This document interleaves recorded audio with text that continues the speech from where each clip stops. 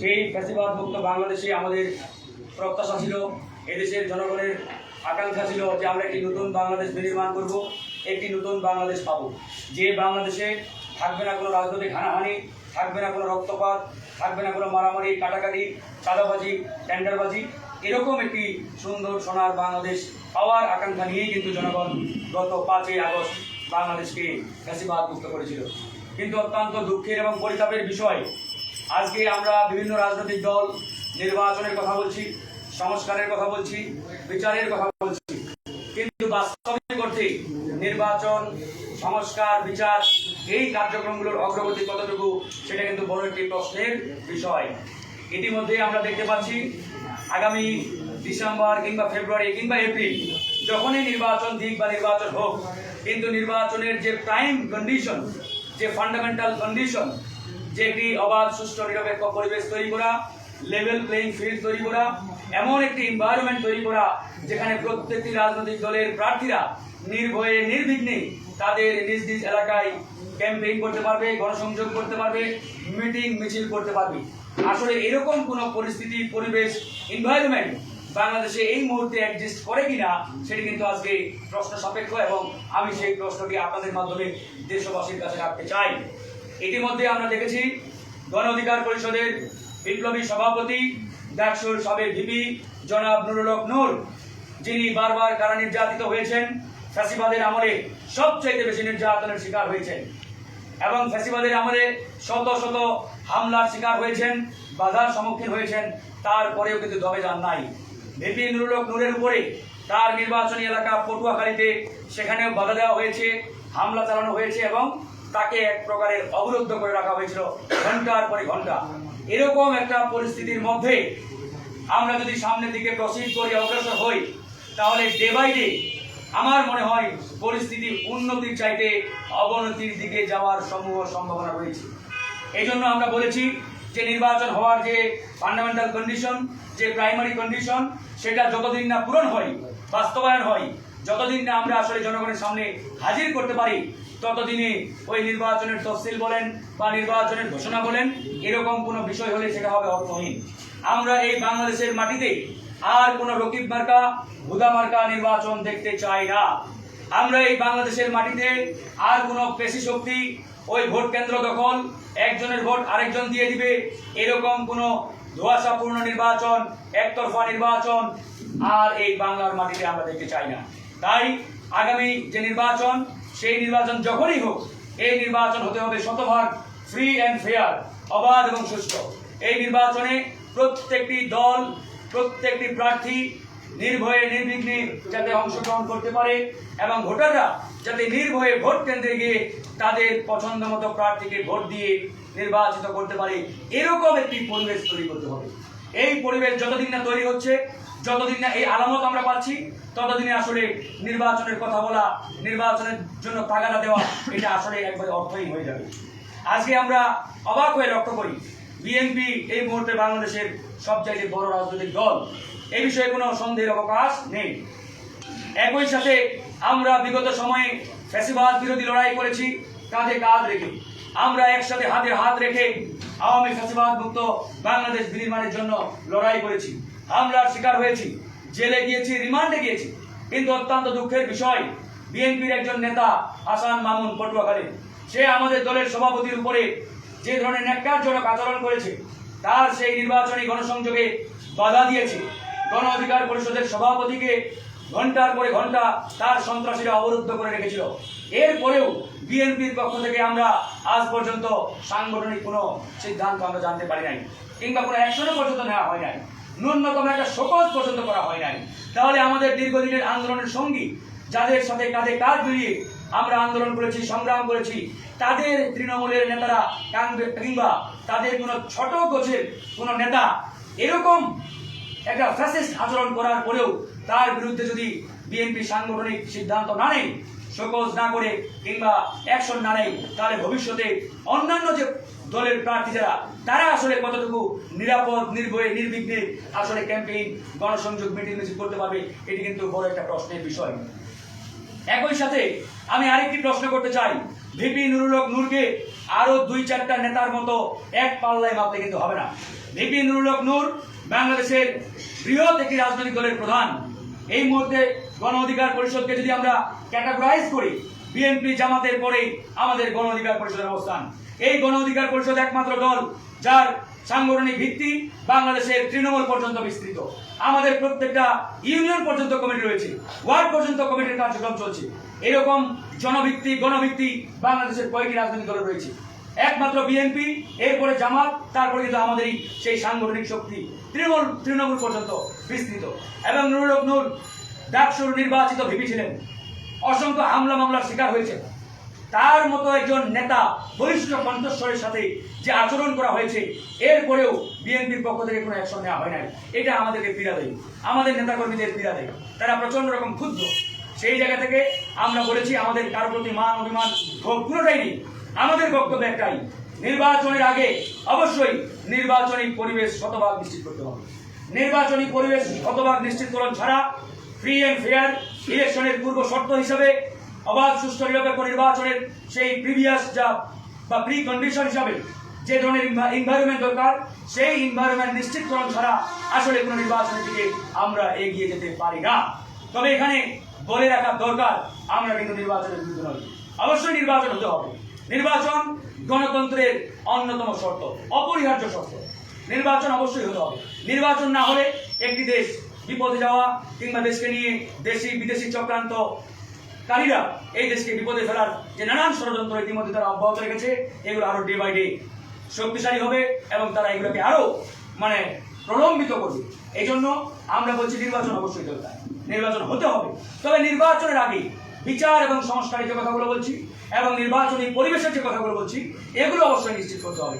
Without reformation, without আপনার বিচার, নির্বাচনী পরিবেশ তৈরি করা, একটা যেনতেন ছড়া করা নির্বাচন দিয়ে দিলাম, এই নির্বাচন গণ অধিকার পরিষদ কখনো অ্যাকসেপ্ট করবে না, দেশবাসী অ্যাকসেপ্ট করবে না। এই হলো নির্বাচনী সামগ্রিক আমাদের বক্তব্য। আজকে এই জরুরি সংবাদ সম্মেলনের যে মূল বক্তব্য, যে বিষয়ে আমি আসলে কথা বলার জন্য আজকে এই জরুরি সংবাদ সম্মেলন দেখেছি, সেটি হচ্ছে ইতিমধ্যে গণ অধিকার পরিষদের সভাপতিকে নিয়ে বেশ কিছু ষড়যন্ত্র প্রকাশ্যে এসেছে এবং আমাদের দলকে ড্যামেজ করার জন্য জনগণের সামনে এই দলকে কিভাবে নেতিবাচকভাবে তুলে ধরা যায়, আমাদের এই তারুণ্যের যে অগ্রযাত্রা এটাকে থামিয়ে দেওয়া যায়, সেটার বিষয়ে নানামুখী তৎপরতা ইতিমধ্যে শুরু হয়েছে। আপনারা জানেন যে গত 2 বছর আগে আমাদের বেশ কিছু ভুল বোঝাবুঝির কারণে এবং দেশি বিদেশি নানান এজেন্টের ভুল ইনফরমেশনের কারণে আমরা গণ অধিকার পরিষদ 2টি পথে পথ চলা শুরু করেছিলাম। সেই জায়গা থেকে গত ডিসেম্বর মাসে আমাদের সেই সকল ভুল বুঝাবুঝির অবসান ঘটিয়ে আমরা গণ অধিকার পরিষদকে ঐক্যবদ্ধ করি এবং এই দলকে এখন শক্তিশালীভাবে জনগণের কাছে আমরা নিয়ে যাওয়ার চেষ্টা করছি। আমাদের কার্যক্রম আমরা অব্যাহত রেখেছি। যখন এই গণ অধিকার পরিষদ ঐক্যবদ্ধ হয়েছে, আমাদের বিগত সময়ে যে ভুল বুঝাবুঝি এবং নানান ধরেন আপনার বিভিন্ন অসত্য এবং নানান জায়গা থেকে মিস ইনফরমেশনের কারণে যে বিভিন্ন ধরনের আমরা বক্তব্য দিয়েছিলাম, এই বক্তব্যগুলো আমরা সেই ডিসেম্বরের প্রেস কনফারেন্সের মাধ্যমে কিন্তু প্রত্যাহার করে নিয়ে আমরা ঐক্যবদ্ধ পথ চলা শুরু করেছিলাম। সেই বিষয়গুলো আমরা এখন দেখতে পাচ্ছি পরিকল্পিতভাবে একটি কুচক্রী মহল সামনে নিয়ে আসার চেষ্টা করছে। তারা মূলত আমাদের এই ঐক্যবদ্ধ পথ চলাকে ত্বরান্বিত করতে পারেন না, সহ্য করতে পারছেন না, মেনে নিতে পারছেন না। তারা দেখতে পাচ্ছেন যে গণ অধিকার পরিষদ তাদের যে অগ্রযাত্রা, এই তারুণ্যের শক্তিগুলো যেভাবে ঐক্যবদ্ধ হচ্ছে এবং হয়েছে, এবং এর বাইরেও যে তারুণ্যের শক্তিগুলো এখনো বিচ্ছিন্নভাবে কিংবা নানান যে দল যারা ইতিমধ্যে তুলেছে বা চালু করেছে, তারাও এক সময় দেখা যাবে এই তারুণ্যের শক্তির সাথে ঐক্যবদ্ধ হবে। এবং তারুণ্যের শক্তিগুলো ঐক্যবদ্ধ হলে বিগত সময়ে যারা এই বাংলাদেশে ফ্যাসিবাদী রাজনীতি কায়েমের চেষ্টা করেছিল, যারা ওই পুরাতন বন্দোবস্তকে আগে ধরতে চায়, ওই পুরাতন রাজনীতি বাংলাদেশে কায়েম করতে চায়, এরা আসলে ওই পুরাতন রাজনীতিটাকেই ধরে রাখতে অব্যাহতভাবে ষড়যন্ত্র চলমান রেখেছে। তারা জানে যে এই তারুণ্যের সম্মিলিত শক্তিগুলো এই ঐক্যবদ্ধ হলে, এই বাংলাদেশে তরুণরা আবার যদি ঐক্যবদ্ধ হয়, তাহলে আমাদের যে বাপদাদার ওই পুরাতন আমলের বন্দোবস্ত, যে নেতার ছেলে নেতা হবে, এমপির ছেলে এমপি হবে, মন্ত্রীর ছেলে মন্ত্রী হবে, এগুলো আর বাংলাদেশে চলবে না। এই জন্য তারা এটা মেনে নিতে পারছে। এই জন্য তারা পদে পদে ষড়যন্ত্র অব্যাহত রেখেছে। পদে পদে তারা এই তারুণ্যের শক্তিগুলোকে বিভক্ত করার জন্য, সেগ্রিগেটেড করার জন্য, বিচ্ছিন্ন করার জন্য নানামুখী নীল নকশার জাল তারা হেঁটেছে। তো আমরা তাদের এই ষড়যন্ত্র বিষয়ে অবগত এবং আমরা জানি। এই জন্যই আমরা বলেছি আমরা ওই পুরাতন বন্দোবস্তের দিকে আর যেতে চাই না, আমরা নতুনত্বের দিকে যেতে চাই। আমরা এই বাংলাদেশকে, তারুণ্যের সম্মিলিত শক্তিগুলোকে ঐক্যবদ্ধ করে আমরা একটি নতুন বাংলাদেশ বিনির্মাণ করব। একই সাথে আমি করজোরে আপনাদের কাছে আহ্বান জানাবো যে আমার বিগত সময়ে কিছু বক্তব্যে হয়তো আপনাদের কাছে একটি বিভ্রান্তি ছড়ানোর চেষ্টা করেছে আমাদের দলের সভাপতি জনাব নুরুল হক নূরকে নিয়ে বেশ কয়েকটি তথ্য ইতিমধ্যে বারবার একটি অশুভ চক্র বা গোষ্ঠী তারা সোশ্যাল মিডিয়ায় নিয়ে আসার চেষ্টা করছে। সেই বিষয়গুলো ছিল দু একটি গোয়েন্দা সংস্থা এবং বাংলাদেশের একটি কুচক্রী মহলের মিস ইনফরমেশনের কারণে দেওয়া।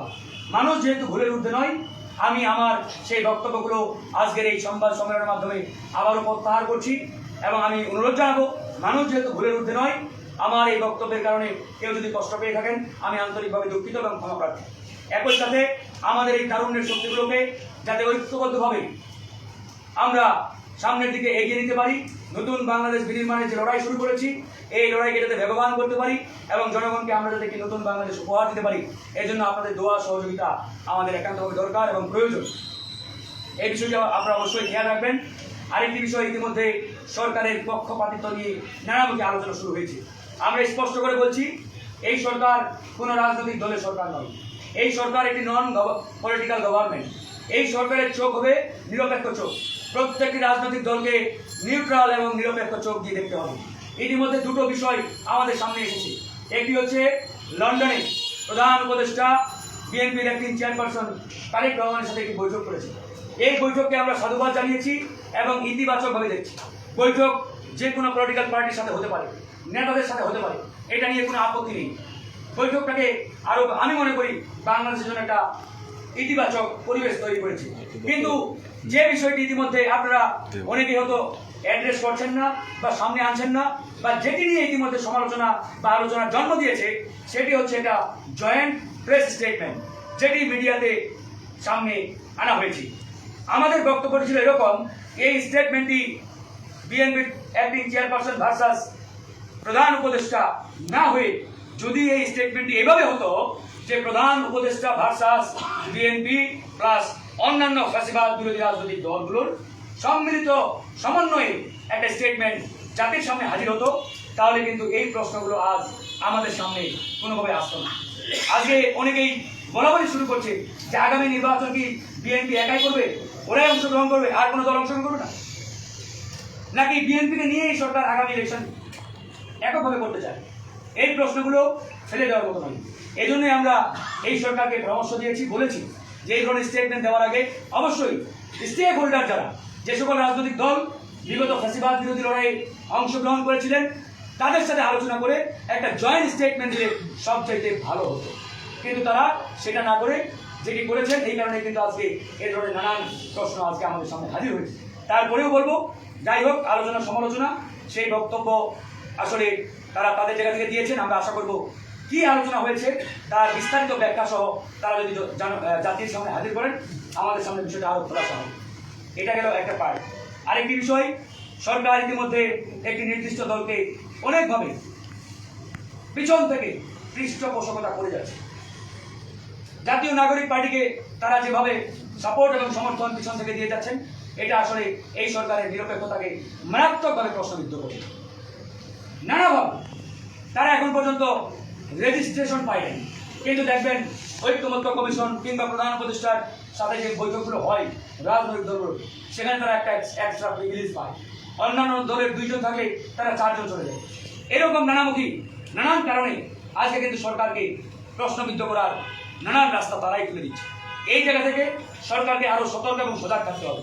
সরকার যদি নিরপেক্ষ এবং নিউট্রাল পজিশন বজায় না রাখে, তাহলে আগামী নির্বাচনের আগে ওই যে কেয়ারটেকার গভর্নমেন্টের কথা বলা হচ্ছে বা নানামুখী বক্তব্য দেওয়া হচ্ছে, এই প্রশ্নগুলো কিন্তু সামনে আসতে পারে। আমরা সেদিকে যেতে চাই না। আমরা বলতে চাই এই সরকার যেহেতু জনগণের সরকার, এই সরকার যেহেতু ছাত্র জনতার সরকার, আমাদের সকলের সরকার, সুতরাং তারা যাতে তাদের সেই নিউট্রাল পজিশনটি বজায় রাখে এবং আগামীতে একটি অবাধ সুষ্ঠু নিরপেক্ষ নির্বাচনের পরিবেশ তৈরি করে নির্বাচনের আগে বিচার এবং কাঙ্ক্ষিত সংস্কার করি তার একটা নির্বাচনের শিডিউল ঘোষণা করি। উইদাউট সংস্কার, উইদাউট বিচার আমরা কোনো ইলেকশন চাই না। অবশ্যই নির্বাচনের আগে বিচার হতে হবে এবং কাঙ্ক্ষিত প্রয়োজনীয় সংস্কার করতেই হবে। আমরা ওই হুদা মার্কা, রকিব মার্কা 14, 18, 24 সালের ওই ফর্মুলায় কোনো ইলেকশন এই বাংলাদেশের মাটিতে আর দেখতে চাই না। ইনশাআল্লাহ গণ অধিকার পরিষদের একটা বার্তা দিয়ে শেষ করব। ইতিমধ্যে আমাদেরকে নিয়ে নানামুখী ষড়যন্ত্র সোশ্যাল মিডিয়ায় শুরু হয়েছে। অনেকে অনেক কথা বলার চেষ্টা করছেন যে গণ অধিকার পরিষদ অমুক দলের সাথে কয়েকটা আসনে অংশগ্রহণ করবে, অমুকের কাছে ডিগ্রি হয়ে গেছে, ইত্যাদি ইত্যাদি। এগুলো স্রেফ প্রোপাগান্ডা, গুজব। আমাদের পরিষ্কার বক্তব্য, আওয়ামী লীগের আমলেও গণ অধিকার পরিষদকে নিয়ে এরকম নানামুখী ষড়যন্ত্র, এরকম নানামুখী আপনার গুজব কিন্তু ছড়ানো হয়েছিল যে এরা আওয়ামী লীগের সাথে ইলেকশন করবে, আওয়ামী লীগের ফাঁদে পড়বে, ইত্যাদি ইত্যাদি। আমরা কিন্তু আপনাদের সামনে প্রমাণ দেখিয়ে দিয়েছি যে গণ অধিকার পরিষদ কারো এটিম ফিটিম নয়। আমরা আগামীতে এককভাবে রাষ্ট্র ক্ষমতায় যাওয়ার স্বপ্ন দেখছি এবং সেই লক্ষ্যে কাজ করছি। ইনশাআল্লাহ আগামী জাতীয় নির্বাচনে এখন পর্যন্ত আমাদের যে দলীয় সিদ্ধান্ত সেটা হচ্ছে 300 আসনে এককভাবে আমরা নির্বাচন করব। তার জন্য আমাদের প্রথম যে স্টেপের প্রার্থী ঘোষণা সেটি খুব শীঘ্রই ইনশাআল্লাহ আমরা ঘোষণা করব। ইতিমধ্যে আমাদের 100 প্রার্থীর তালিকা চূড়ান্ত করা হয়েছে। হয়তো এটা 10-15 দিনের মধ্যে আপনারা জানতে পারবেন। আমরা প্রথম এ ক্যাটাগরির প্রার্থী তালিকাটা আগামী হয়তো অল্প সময়ের মধ্যে আমরা ঘোষণা করি। এরপরে আমরা বি ক্যাটাগরির তালিকা ঘোষণা করব, তারপরে সি ক্যাটাগরি। এভাবেই ধারাবাহিকভাবে আমরা আমাদের দলীয় প্রার্থীদের জাতির সামনে হাজির করব এবং তারা ইতিমধ্যে কার্যক্রম শুরু করেছেন তাদের তৃণমূল পর্যায়ে।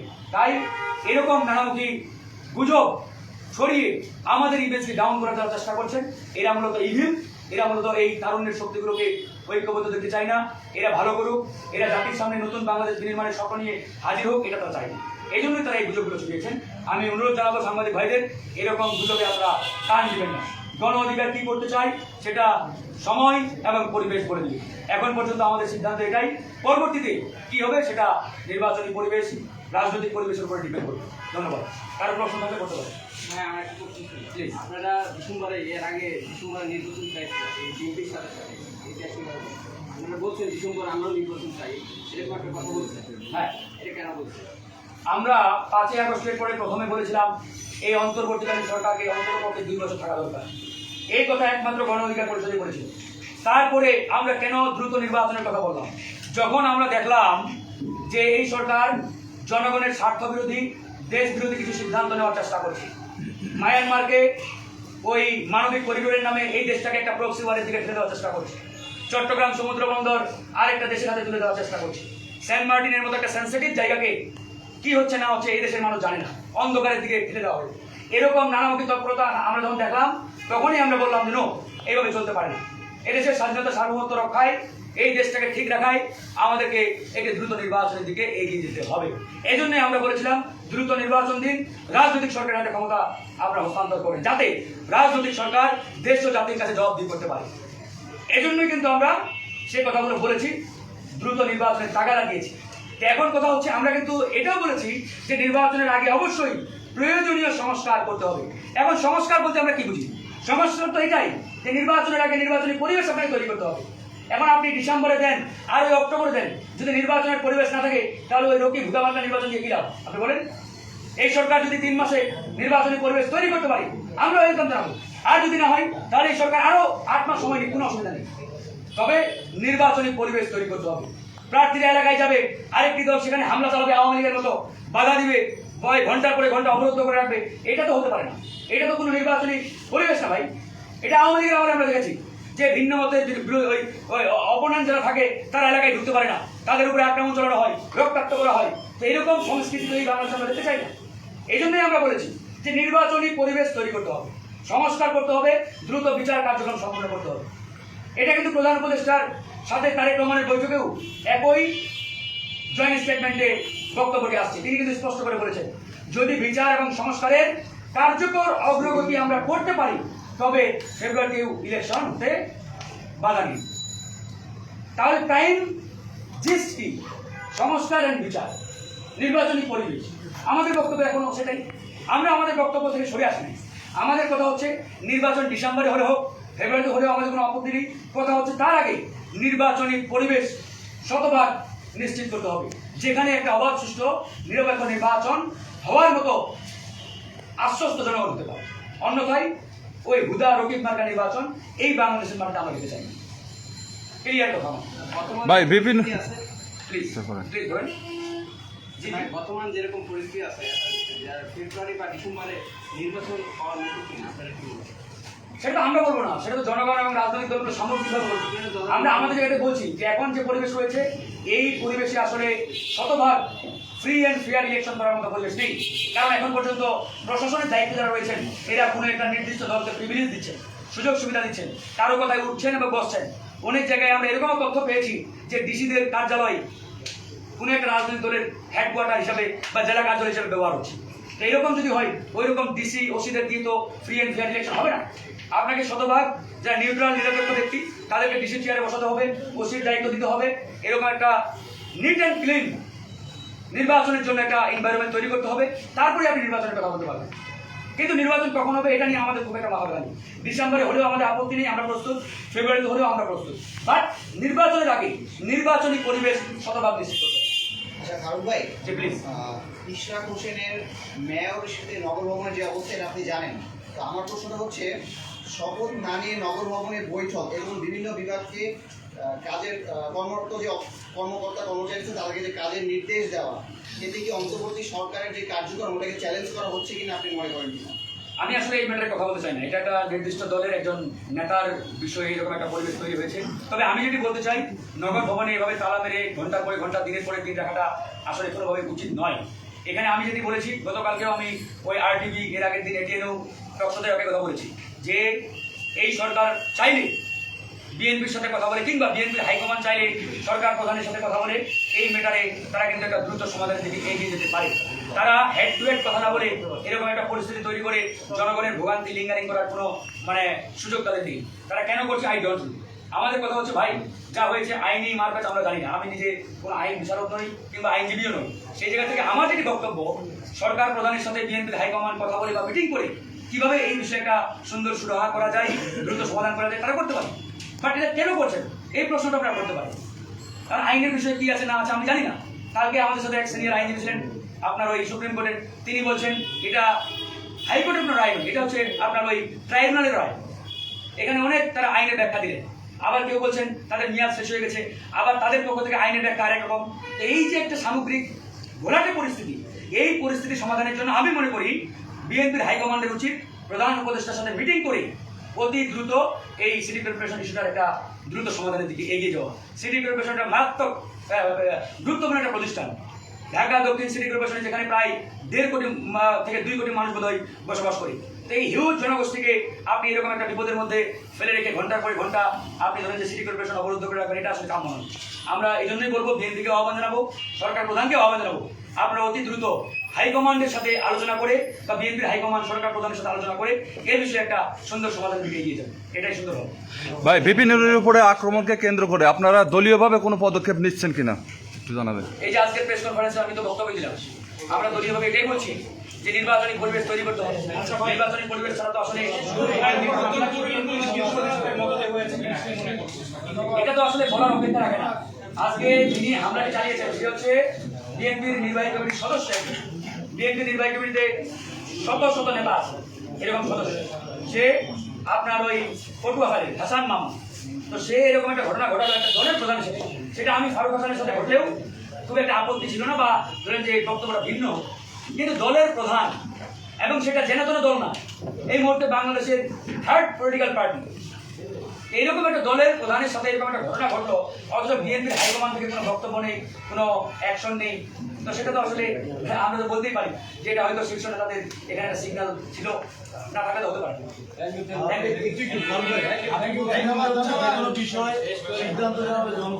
জনগণ কারা সিদ্ধান্ত বললেন যে আছে কি ভাই,